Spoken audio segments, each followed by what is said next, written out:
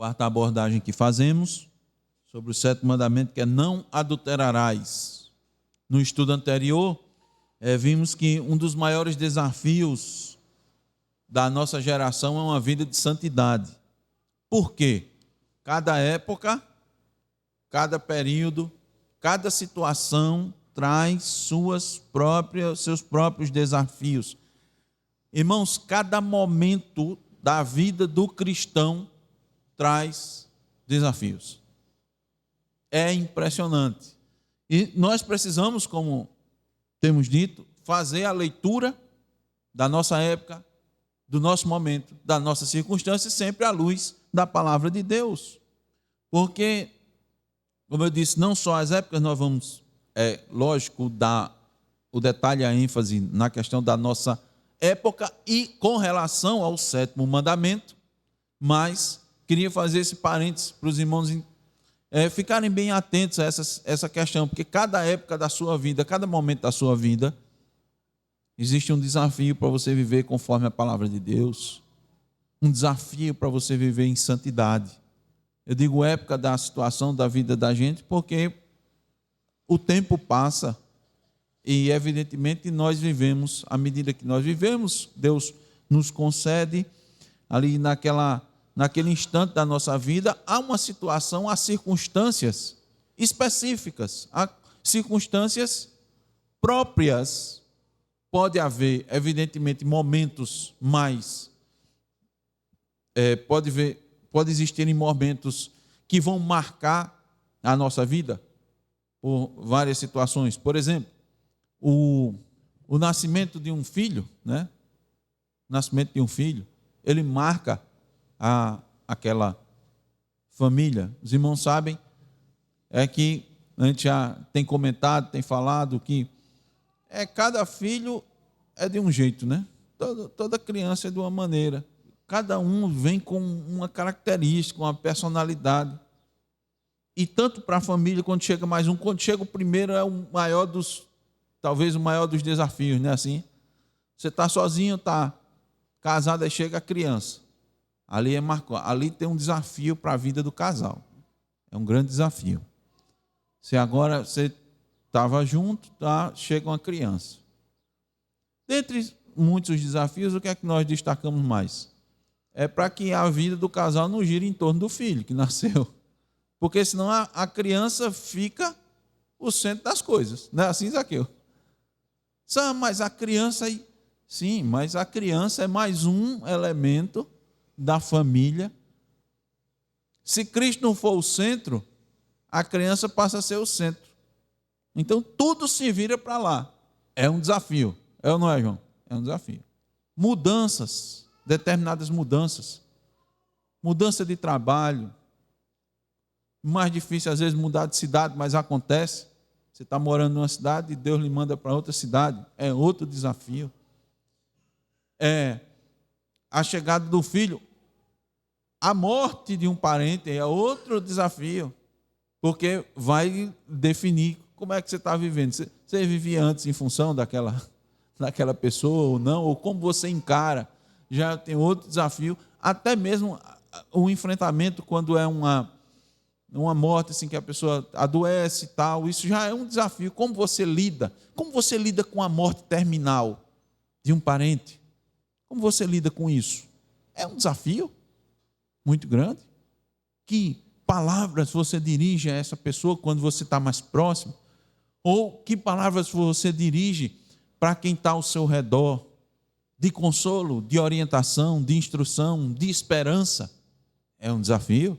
Tanto doenças comuns, normais, como doenças terminais, que são mais, né, são questões mais fortes, doenças crônicas, debilidades, um parente acamado, uma pessoa que passa a ter uma necessidade total dos outros. Como é que você lida com essa situação? Como é que Deus ainda continua sendo o centro da sua vida, mas você tem que despender muita energia, muito cuidado, muito tempo para cuidar daquela pessoa? E aí aquela pessoa também não se tornar o centro de toda a sua vida? Cada época, cada momento, cada situação da nossa vida é um desafio. Nós vemos isso ao longo da história do povo de Deus, ao longo da história da igreja, além das questões individuais. E nosso desafio é muito grande, porque estamos no que chamamos de pós-modernismo, né? Que essa época influencia muito a prática do adultério. Muito. Porque a relação sexual ilícita tem sido estimulada. E isso, lógico, a gente está eu não sei se no ápice, né, mas no mínimo em franca ascendência ainda, subindo. Não sei se a gente já chegou no platô, mas a gente está subindo. Isso vem devido ao que se chamou de revolução sexual, ao feminismo, à quebra de tabus, num ato que deveria ser revestido de santidade, foi banalizado. A gente presta atenção nas melodias das letras, na melodia das músicas, na letra das músicas, nas conversas, nos desenhos animados, nas revistas em quadrinhos. Elas estão recheadas de estímulos à quebra desse mandamento. Muitas mensagens e imagens que a gente classifica como subliminares, indiretas, ali mais ou menos escondidas, são utilizadas para passar uma mensagem imoral, porque a mente de quem as elaborou procura atrair nesta perspectiva. É tanto que, veja, até brincadeiras, até as piadas. Quando a gente fala de uma piada hoje, é difícil alguém citar uma piada que às vezes não tem um duplo sentido, e que se não for, não tem graça, né? Porque as pessoas não conseguem nem elaborar. A mente já está tão voltada, direcionada para isso, que não se consegue desvincular. Irmãos, a gente passa na rua, vê crianças dançando com coreografias vergonhosas, ao som de músicas imorais e pornográficas. E algumas vezes, irmão, na frente dos pais, sem qualquer constrangimento.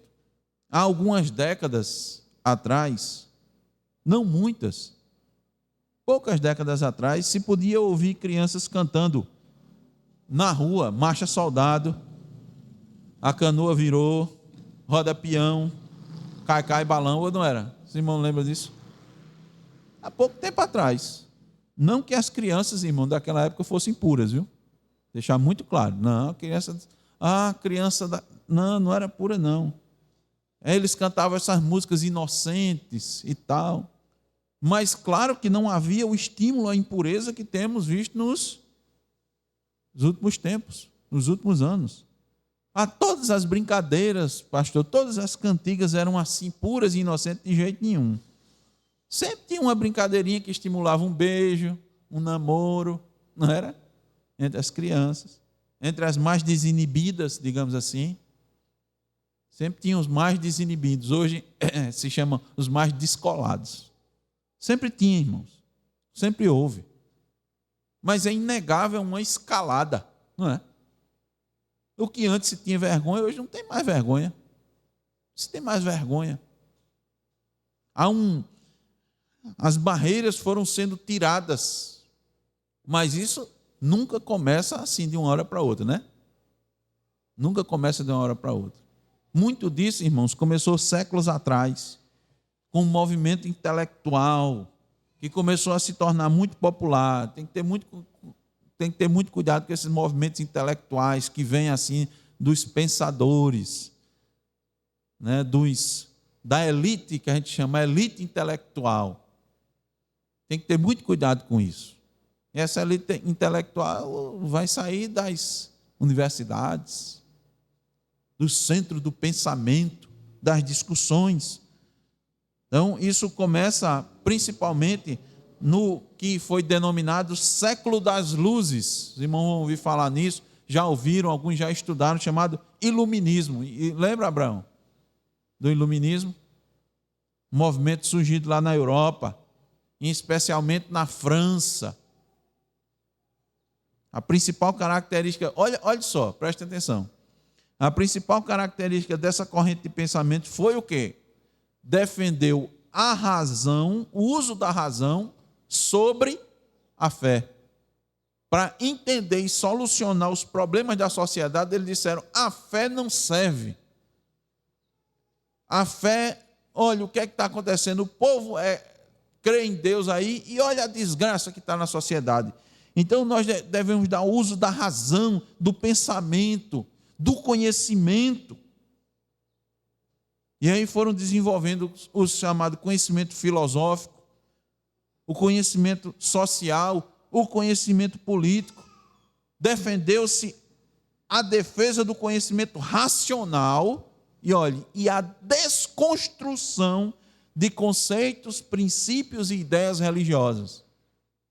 Então toda a cultura foi atingida e foi atingido paulatinamente, e a influência foi se dando em várias áreas, até chegarmos nos nossos tempos, que já tem um outro movimento.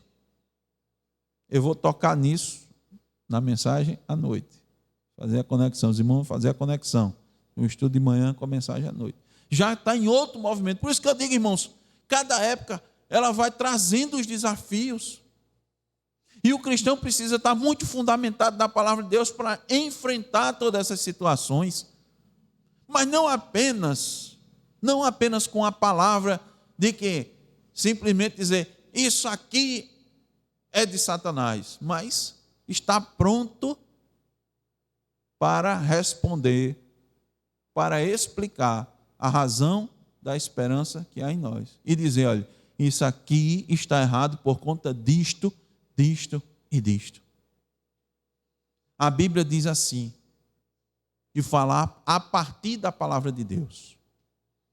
E se você tiver maior conhecimento da humanidade, da história da humanidade, da história da igreja, você vai ter mais argumentos ainda, porque o próprio Salomão disse que nada se faz novo debaixo do sol. Em algum momento, aquele ciclo ali já aconteceu. Aquele caminho já foi tomado. Decisões parecidas já ocorreram. Irmãos, porque Roma ruiu? Porque o Império de Roma, o Império Romano, se formos estudar mesmo, é algo grandioso. O Império Romano foi algo grandioso. Sua expansão territorial, sua fundamentação política, legal, que de novo, tem-se que estudar. Você vai para a história, você quer se aprofundar nos estudos, você vai cair no estudo do Império Romano. A expansão, como eles entenderam a importância de construir estradas, que até hoje você tem as estradas lá, que os romanos fizeram na sua época. Pontes, ainda estão lá, pontes construídas. A concepção, como é que o império daquele foi abaixo? Sabe por quê, irmãos? A corrupção, principalmente a corrupção moral. Estou certo, Ramon?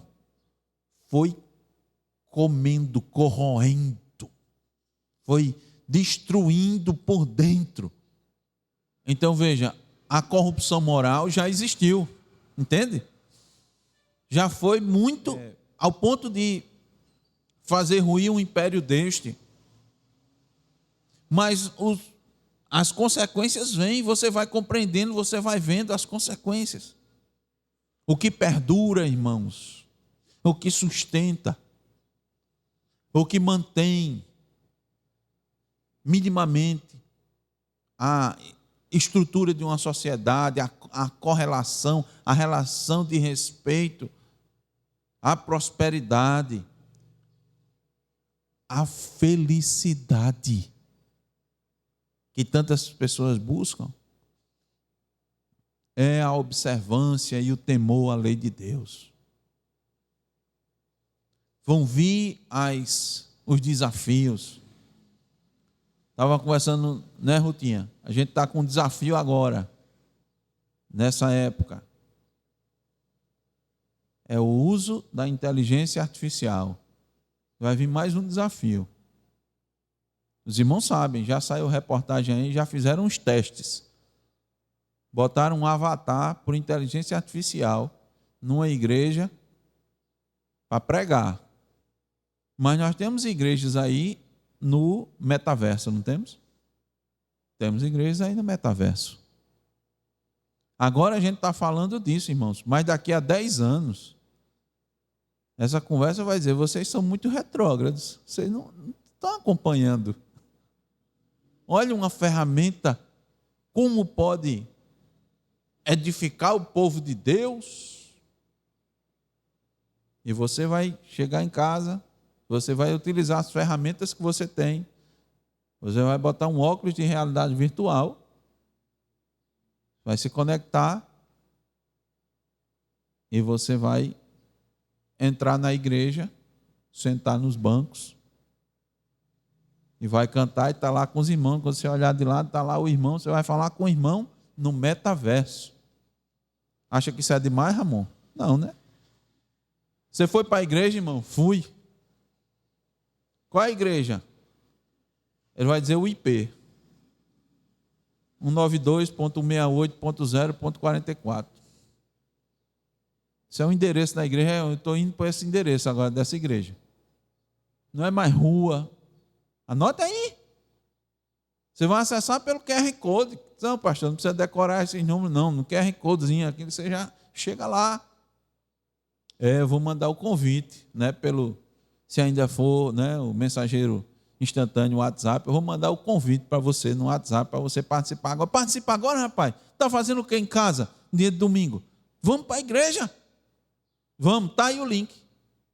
Cada época tem seus desafios para a gente viver em santidade. A nossa época chegou até esse ponto porque começaram a trocar a base, que era a escritura ou a religião, pelo senso da razão. Por quê? Porque vão encontrar defeitos, irmãos. Nós somos imperfeitos. A igreja é imperfeita aqui na terra. Você vai encontrar imperfeição. E encontraram imperfeições nesse paradigma teocêntrico, em que Deus era o centro, e começaram a botar o centro, a razão como centro, o homem, né, a razão como centro. E você tem que entender isso. E a igreja vai ser bombardeada. Vai dizer, esse não é mais o modelo, vocês estão ultrapassados. Como hoje, de novo, insistimos, a palavra de Deus, ela precisa ser revista à luz da nossa realidade, não cabe mais. E aí os pastores modernos, os hereges, os liberais, os falsos mestres estão aí já, com tudo, relativizando a palavra de Deus, botando em xeque as partes difíceis de interpretação, sempre são trazidas à tona. Os escritos entre parênteses na Bíblia sempre são levantados, né, Zaqueu? Disse, olha aí, você está dizendo que a Bíblia é inerrante e esse parênteses aqui? Então sempre vai ser questionado, irmão. Nos dias de hoje, direcionando mais uma vez para o 7º mandamento, que é não adulterarás, nós vemos a quebra tranquila, por exemplo, entre os jovens. Por que o 7º mandamento é quebrado com muita facilidade? Porque a quebra do 5º mandamento também é. Não dar ouvidos aos pais, aos mais velhos, achá-los ultrapassados, pensar que podem entregar-se às suas paixões, que muitos chamam de amor. É uma combinação, irmãos, imbatível para a quebra deste mandamento. E, independentemente da época, normalmente os jovens tendem sempre a achar que são mais espertos, inteligentes que os mais velhos. Invariavelmente. Mas o livro de Provérbios diz o contrário. Isso é um alerta para os mais novos. É um alerta para todos. Porque o livro de Provérbios diz assim, os primeiros versos de Provérbios diz assim, irmãos. Provérbios de Salomão, filho de Davi, o rei de Israel. Para aprender a sabedoria e o ensino, para entender as palavras de inteligência, para obter o ensino do bom proceder. Veja para que é esse livro. Para que esses escritos são? A sabedoria e o ensino, para entender palavras de inteligência, para obter o ensino do bom proceder, a justiça, o juízo e a equidade, para dar aos simples prudência e aos jovens conhecimento e bom siso. Siso é bom senso. Eu não sei se vocês já ouviram, mas como eu sou um pouquinho mais experiente que os irmãos, eu escutava e não entendia determinada expressão, dizia assim: menino, tome tino. Já ouviram isso? Tome tino. Lembra, mãe, dessa expressão? Tome tino. Não é tô mentindo, não, é tome tino. Tino, irmãos, é tato, juízo. Tenha juízo, menino. Tome tino. Aqui está dizendo, para que o jovem tenha bom siso. Ou seja, tenha tino. Direção. O que mais? Ouça o sábio e cresça em prudência. Quer dizer, ouça o sábio essas palavras e cresça em prudência. E o instruído adquira habilidade. O sábio não é sábio, mas ele pode se tornar mais sábio ainda. E o instruído? Para que ele tenha habilidade. Então precisamos da palavra de Deus. Os jovens precisam dar ouvidos, se curvar. E os mais velhos? Os mais velhos também. Aqui ninguém escapa, até o sábio, até o instruído. Só que muitas vezes não, aí muitos deles, inclusive os mais velhos, quebram o quinto mandamento. Porque o quinto mandamento é sobre autoridade, né? E muitas vezes as pessoas não atendem às autoridades. A maior das autoridades, que é Deus, que nos fala por meio da sua palavra, mas também, por exemplo, a autoridade, os ministros de Deus que falam da parte de Deus, são autoridade. Falam da Escritura e muitos, não, eu prefiro, eu acho que eu tenho mais, eu conheço mais. Mas quando alguém estiver falando da parte de Deus, irmãos, que ele estiver apresentando a palavra de Deus, que ele estiver expondo fielmente a palavra de Deus, aquilo ali não é a palavra do homem, não. Não é a palavra do homem. Vem de Deus. Veja, irmãos, como esse mandamento diz respeito à pureza da castidade. Não adulterarás também significa não fornicarás, que é não tenha relação sexual fora do casamento. Cristo deixa isso muito claro lá em Mateus 5, 27 a 28, quando diz: ouviste que foi dito, não adulterarás, eu porém vos digo, qualquer que olhar para uma mulher com intenção impura no coração, já adulterou com ela, qualquer intenção impura. Por isso, nós estudamos os deveres exigidos nesse mandamento, que vão nos ajudar a não quebrar o mandamento. Deveres estes que estão interrelacionados e abrangem muitas áreas da nossa vida. Por isso que a gente está vendo aqui, para não quebrar o mandamento, eu tenho que ter o quê? Cuidado com a mente, com as afeições, com os sentimentos, cuidado com a palavra, cuidado com o comportamento, nós vimos isso. Preservar em nós mesmos e nos outros essa castidade. Eu tenho que a grande vigilância sobre os olhos, nós vimos aqui, são os olhos a luz do teu corpo. Se os teus olhos forem maus, todo o teu corpo estará em trevas. Todos os sentidos, a temperança, a conservação da sociedade de pessoas castas. Valorizar uma pessoa que se cuida. Olha, irmão, não valorize, irmãos, uma mulher e um homem que se expõem. Olha, não valoriza, aquilo não vale nada, porque Deus diz que isso não vale nada. As pessoas acham bonito. As mulheres, meu Deus, que cegueira. Os homens, pode prestar atenção, irmão. Não todos, mas a maioria dos homens, hoje em dia está muito em voga essa questão de ir para a academia. Aí vai para a academia, começa a moldar o corpo, né? Qual é a primeira coisa que faz? Pode prestar atenção, eu já disse isso aos meninos. Os caras entram na academia, muda. Começa a usar roupa diferente. Já prestou atenção ou não? Ou não, nem usar roupa. Né? Porque já começa a caminhar e correr aqui sem camisa. Eu digo, o que foi isso? Isso é perigoso ir para a academia. Eu acho. Porque a maioria dos homens que vai para a academia começa a ter alergia à camisa. Não consegue mais viver sem camisa. Você vê no meio na frente de carro, está sem camisa. Andando na rua, está sem camisa. Deve ser alergia, né? A tecido, sei lá. Ou então, a roupa começa a diminuir. Não sei o que é. A roupa vai diminuindo, ficando menor. Apertada, já viu? É um problema que tem, que vai apertando. Aperta a calça, aperta o calção, aperta a camisa. A pessoa só anda estufado. Irmãos, que tristeza. Deus não valoriza isso de jeito nenhum. O mundo valoriza, que é uma beleza. Ele não valorize. Não queira ser. Não queira ser esse pessoal, não. Não corra atrás disso, não. Expondo seu corpo. Expondo seus dotes físicos.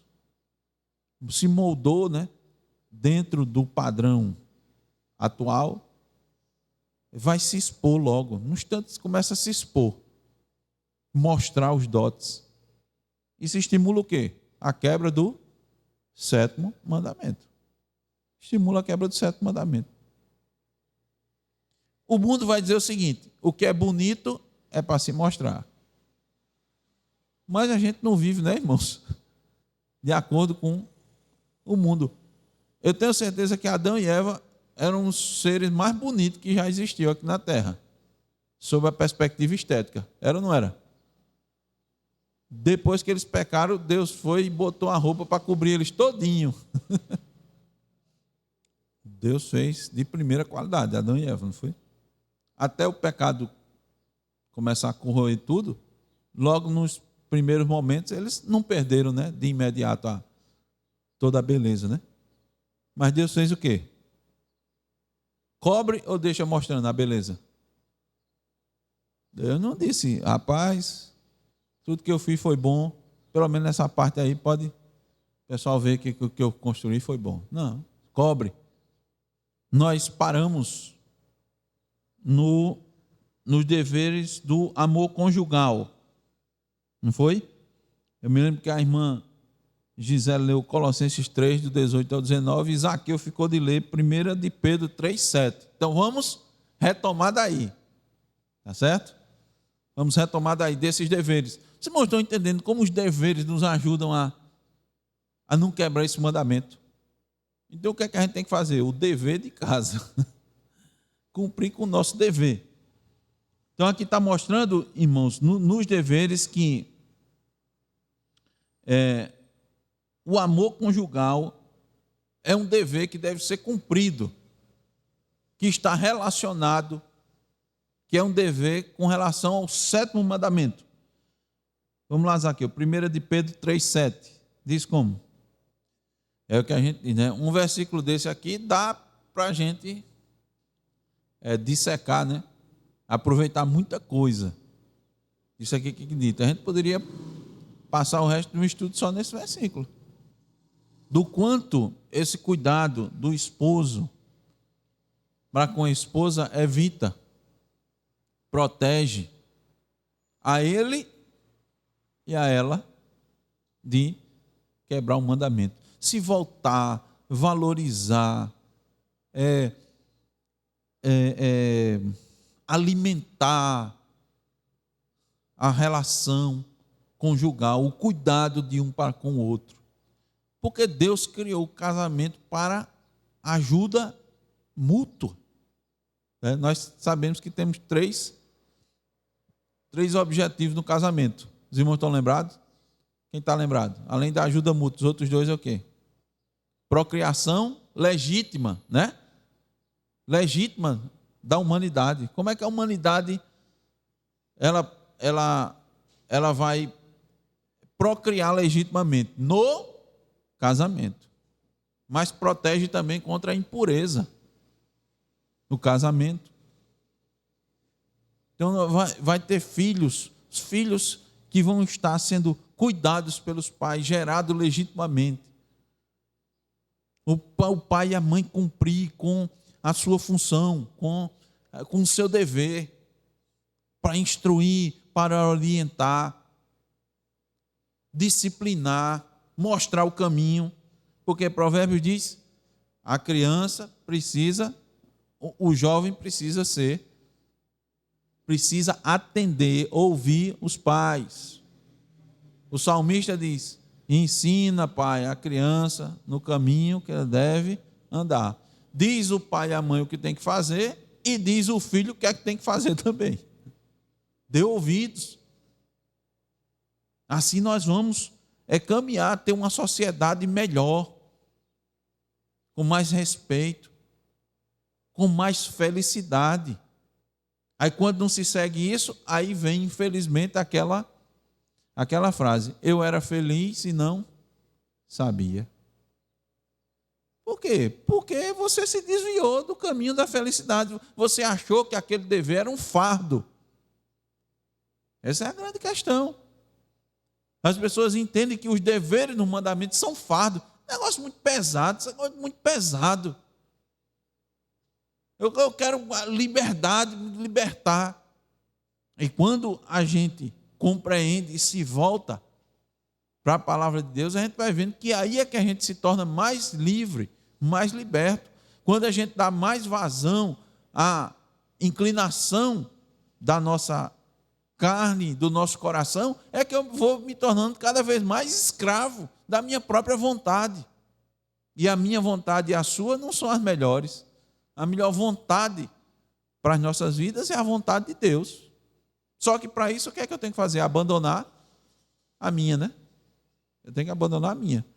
Não dá para ficar conciliando, né, Zaqueu? A minha vontade é a vontade de Deus. Não dá para conciliar no sentido de elas andarem juntinhas, de mão dada, caminhando aqui, bonitinha, não dá. Porque uma hora uma vai se sobressair ou a outra. É aquele ditado que diz, muitas vezes a pessoa diz, quer ficar bem com Deus e bem com o diabo, né? Tem essa expressão? Bem com Deus, bem com o diabo. Bem com Deus, não dá. A Bíblia diz que não dá para servir a dois senhores. Ou você vai aborrecer um e agradar o outro. E vai desagradar o outro. Então, o cuidado mútuo dos cônjuges com a vida voltada para o lar, para as necessidades da família. E aí, eu disse para os irmãos, cada momento a gente tem, cada momento tem um desafio específico, cada família tem uma necessidade específica, questões comuns, questões peculiares, precisa de um olhar atento, de suprir. Cada momento da época da vida tem uma atenção que precisa ser dada. É um desafio que se a gente não tiver com a palavra de Deus, você não consegue acompanhar esse desafio. E é um desafio grande da vida, do acompanhamento da criança, do seu próprio acompanhamento, de acompanhar a si mesmo, como você está naquele momento. Aquela situação é um estado de atenção constante, um estado de alerta constante. E esses deveres, irmãos, vão nos livrar, por quê? Você cumpre esse dever, esse aí onde está. Você cumpre esse dever, você fica habilitado, mais habilitado. Você fica mais preparado.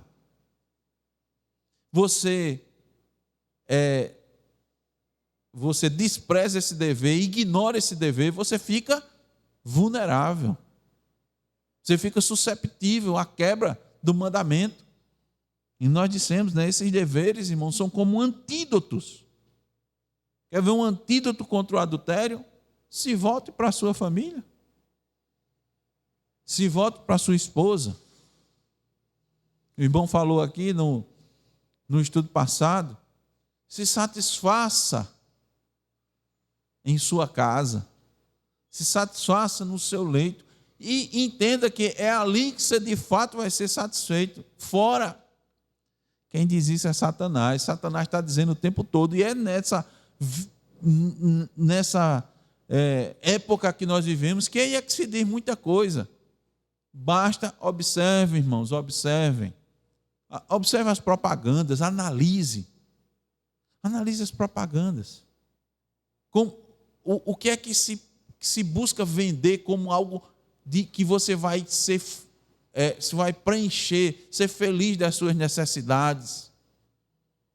Você vai ficar alegre, principalmente na juventude. Porque Satanás quer pegar assim, da criança à juventude, porque pegou, fisgou, o resto está tranquilo, vai caminhar bem. O que é que lhe satisfaz? O que é que vai lhe dar prazer? Veja as peças de propaganda, o que é que você vai... Os jovens vão ficar felizes com o quê? Veja se tem alguma propaganda de um jovem feliz com a família. Você já viu? Assim, alguma propaganda que transmita a felicidade do jovem, ele com o pai, com a mãe, com os seus irmãos? Não. Ele está sempre, sim, só as propagandas de Doriana. Fora isso, ele está feliz aonde? Ele está feliz com seus coleguinhas, com seus pares, se divertindo, viajando, namorando, curtindo. Isso tem uma mensagem aí. Não, olha, vocês não vão se divertir com a sua família. Essa é a mensagem. Vocês só vão se divertir com seus coleguinhas, com as suas coleguinhas. Aí você vai ter diversão. Aí você vai se divertir. Com a sua família, é obrigação, é dever, é peso. Seus coleguinhas, vocês vão estar livres, vão fazer o que vocês quiserem, conversar o que vocês quiserem. Já parou para pensar nisso? Eu pensava assim, irmãos. Não sei o que é isso. É o que o mundo... Aí o que é que leva? Bota um mando de jovens sozinho. Solte os jovens sozinhos. Deixa eles sozinhos se divertindo. Fazendo o que eles acharem que é melhor. Vai dar em quê? Quebra do 7º mandamento. No instante, ligeiro, fácil. Estou certo? Irmãos, isso vai começando, é o que eu estou dizendo. E vai começando de antes. O jovem, a criança tem que entender que, principalmente no que diz respeito à satisfação sexual, só vai haver no casamento. Todas as suas necessidades elas vão ser supridas no casamento. E elas de fato são supridas no casamento. Isso ao longo de todo o casamento.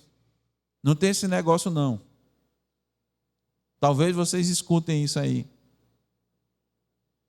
Tem a crise dos 7 anos, a crise do não sei o quê. Isso é mentira, irmãos. Isso é mentira. Não existe isso não. O que existe, na verdade, é que você não nutriu o seu casamento. Não é? Você não se voltou. Você não viveu a vida comum do lar. A mulher não buscou satisfazer a necessidade do marido. O marido não buscou satisfazer a necessidade da mulher em todas as áreas. Aqui Pedro está dizendo, vive a vida comum do lar, participe de tudo do lar. Seja participante. Então, quando isso acontece, vai haver um preenchimento. A mulher vai ficar preenchida nas suas necessidades, o homem vai ficar preenchido nas suas necessidades de atenção, de cuidado, de carinho, de proteção. Então vai haver, Deus deixou esse ambiente de satisfação mútua. Mas o mundo diz, casamento é obrigação e festa é diversão e amigo é curtição. Não é assim? Essa é a mensagem que o mundo passa. Você não vai conseguir se divertir com sua família. Você não vai conseguir ter satisfação com sua família. Por quê? Porque você está sendo nutrido num pensamento, numa ideia, numa concepção. E aí você diz, mas eu não estou me divertindo. Por quê? Qual é a sua concepção de diversão? é outra. Você não vai ter prazer e satisfação ali. Não vou dizer, irmãos, que você não vai estar com as pessoas da sua idade. Você vai se isolar e agora você não vai... Não, você vai ter momentos. Agora, quando é que esses momentos vão se dar ou como eles devem se dar? Com crentes. A satisfação maior deve ser com cristãos. Quando não há, aí você vai ver. Pode prestar atenção, irmãos. Faça uma pequena análise. Inclusive, eu desafio os jovens também, as crianças também, a abrirem seus olhos. E você vai entender que muito dos motivos das separações, do adultério, qual foi? Não houve uma atenção devida, não houve um cuidado devido. A pessoa casou, o homem casou achando que a mulher ia ser empregada dele. A menina casa achando que o homem vai ser o que vai bancar ele. Não é assim? Aí procura, não, eu vou casar com uma pessoa nessa condição social, não. Por quê? Porque ele vai me bancar como? Mas bancar em que sentido? Bancar seus luxos, né? Suas peças de cabelo cara, seu celular de última geração. Você casa para arrumar um homem para isso? Para pagar sua academia, seus cremes caros? Você tem que se cuidar, né? É para isso. Já começa na concepção, na mente errada do que é diversão, do que é casamento. Aí como é que o casamento? Aí não dura 7 anos, não. Chega na crise, é ligeiro. Não dura 7. Dura menos. Dura menos. Por conta disso. Abandonaram os princípios da palavra de Deus. Não cumpriram com os deveres dos mandamentos. Você fez seu dever de casa? Não fez. Se você não fez, irmão, você vai querer o quê? Passar na prova? Não passa na prova. Passa. Sem fazer o dever? Passa. Sem estudar, sem fazer os exercícios? Não passa. Não é prova séria, né? E a vida, irmãos? Está cheia de provas. A vida está cheia de prova. Pense não. Porque é de novo que a nossa geração está tão frustrada, né? Com tanta frustração, com tanta ansiedade, com tanta depressão. Porque a vida é dura. A vida não é fácil.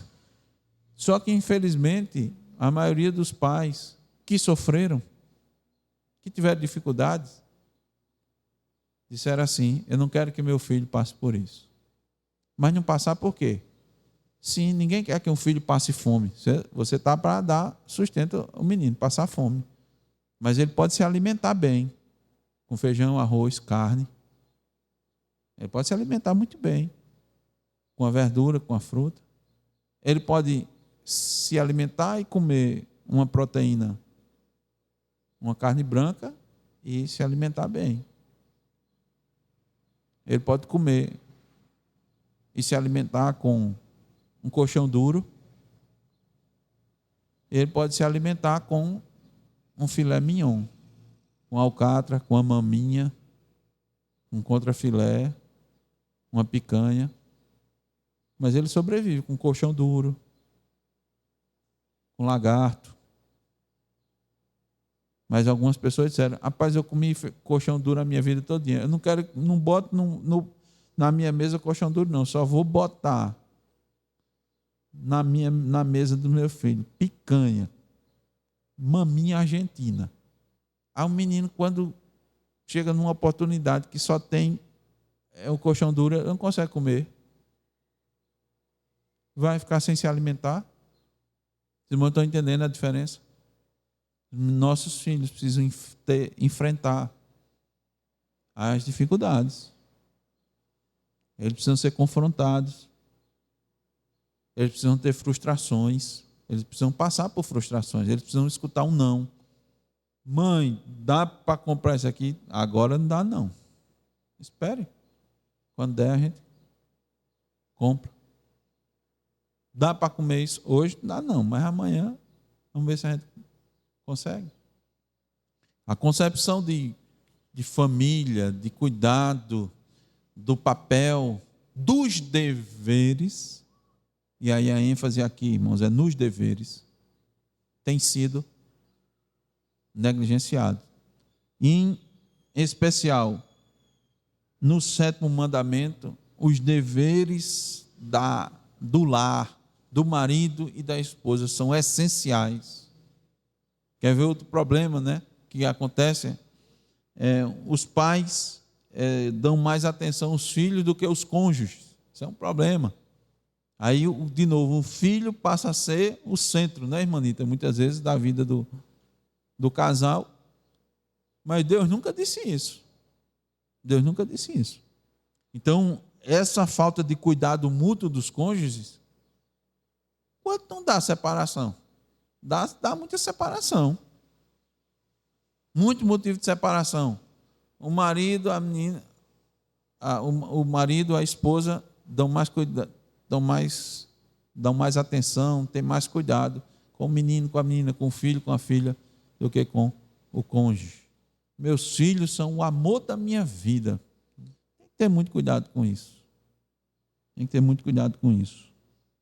Eu me lembro que meu pai, né, na sua limitação, mamãe uma vez disse, né?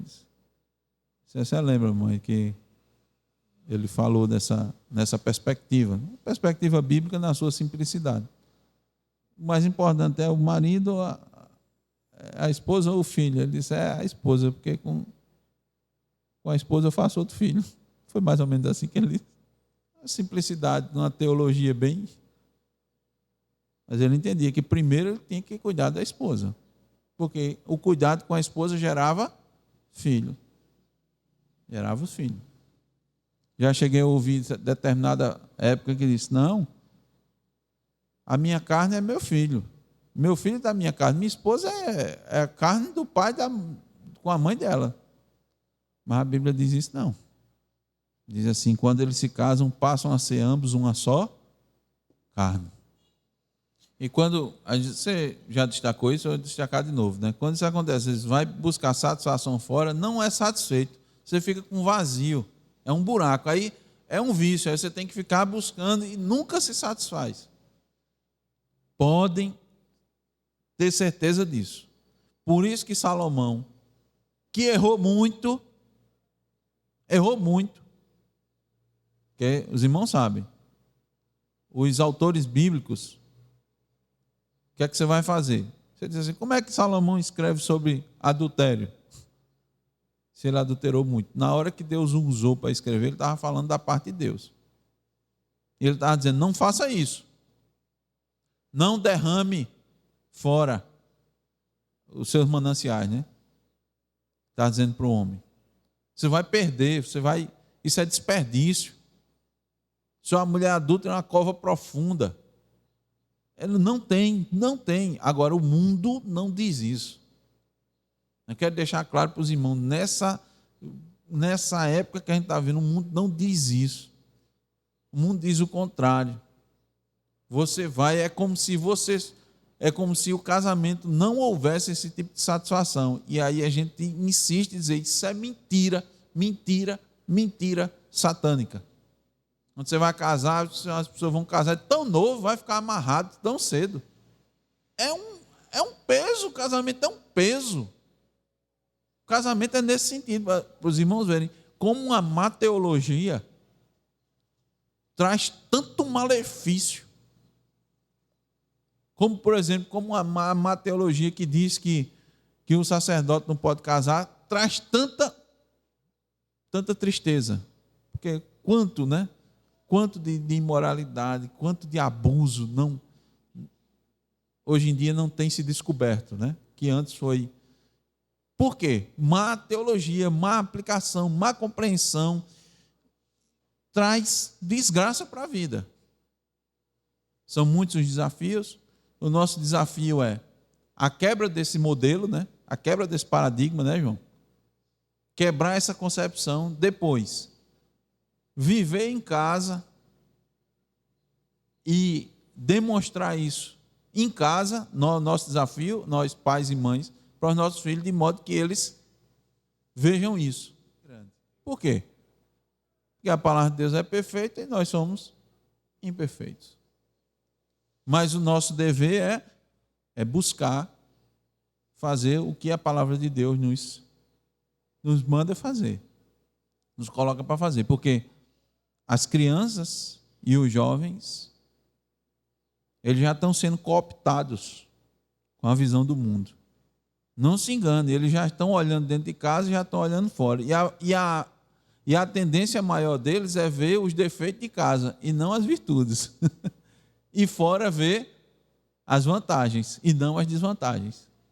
Eles também olham e veem a grama mais verde do vizinho. Lembre-se disso. Eles também veem. Eles não estão vivenciando as consequências. Eles não estão vendo os problemas que estão acontecendo na família do vizinho que ele acha que é melhor. Eles não estão vendo. Ele está vendo na sua casa. Ele está vivenciando as dificuldades na sua casa. Principalmente o cristão, o desafio de viver de forma santa, negar as coisas que muitas vezes os outros, os pais cristãos negando as coisas aos seus filhos que os outros pais não negam nada, deixam correr solto. Eles vão ver isso. Eles dizem, oxe, mas fulano, mas está tão bem. E fulano, o pai dele deu, a mãe dele deixou e não teve nada, não teve nenhum problema. Não sabe o pai e a mãe dele o que o filho vai colher lá no futuro. Porque muitas coisas, você planta agora e só colhe depois. A plantação, irmãos, o momento de plantar é o momento mais difícil. Tem que preparar a terra, selecionar a semente, colocar a semente certinha, colocar a água no tempo certo, cuidar para que a erva daninha não tome conta. Esse é o mais difícil. Para depois colher os frutos. Na família, meus irmãos, muitas vezes, irmanita, você só colhe o fruto 10, 15 anos depois. E depois que está plantado, o fruto vai ser aquele.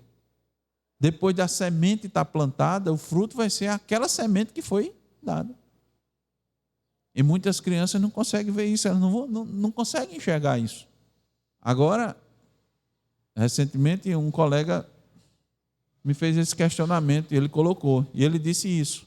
Presta atenção, os jovens. Ele disse: eu, quando era criança, entenda, criança já para adolescente, eu tinha uns colegas. E meus colegas, os pais tinham recursos e davam isso. Bicicleta, por exemplo, era para ricos. Os irmãos sabem que bicicleta era... Antigamente era, irmanita, era para rico. Só rico podia dar bicicleta para os filhos. E o menino andava de bicicleta e eu não tinha. E o menino fazia isso e aquilo. Os pais eram donos de alguns de loja, outros de não sei o quê. Hoje a maioria dessas pessoas, desses meus colegas, estão sem perspectiva de vida. Sem perspectiva. Ou estão nas drogas, ou os pais morreram e eles acabaram com o que os pais tinham. Simplesmente estão ali, estão parasitando em outro parente que assumiu, que teve piedade. Então estão como parasitas, não produzem. Estão nessa situação. Aí eu fico imaginando, enquanto criança, enquanto adolescente, os filhos dos mais pobres, como não ficavam? Que reação tinham? Muitas vezes os pais diziam muitos nãos, privavam de determinadas coisas. Mas o que acontece? Hoje, pela graça divina, pela graça comum, pela maneira como os pais lhe criaram, é um cidadão, uma pessoa respeitada, que botou os filhos para trabalhar, criou, botou os filhos para trabalhar, com educação, com respeito. Mas as crianças, quando eram mais cedo, elas não iam entender isso, não. Enquanto os outros, que os pais deram de tudo, estão nessa situação aí. Muitas coisas que a gente planta agora, só colhe anos depois. E depois que colheu, aquele é o fruto. Você não tem como mais trocar o fruto, né? Não tem como abrir e mudar o fruto. Que Deus nos faça entender, irmãos, dos nossos deveres. Dever é dever. Mas eu digo para os irmãos, quando a gente faz o dever que Deus nos dá, com satisfação, compreendendo que isso é melhor, o fardo fica bem mais leve. Na verdade, nesse caso aqui, é um deleite. No caso do casamento, esse dever é um deleite. Esse dever é uma bênção. É uma bênção. Que Deus, pela sua graça, nos faça compreender isso. Que isso penetre a nossa mente, penetre o nosso coração. Tanto os que já estão casados, como os que ainda vão casar. Que a gente troque um modelo. Atente para a palavra de Deus, e muito a gente tem ainda que aprender. E depois de aprender, muito que a gente tem de praticar. E isso vai ser constantemente essa luta. Que Deus nos abençoe, irmãos. Amém. Vamos ficar de pé. Está faltando um pouquinho, viu? Dos deveres. Nós temos mais praticamente 3 deveres só. Para a gente ver e a gente, permitindo Deus, no tempo dele a gente vai concluir. Tá? Esse estudo desse mandamento. E Deus nos faça bem atentos a eles.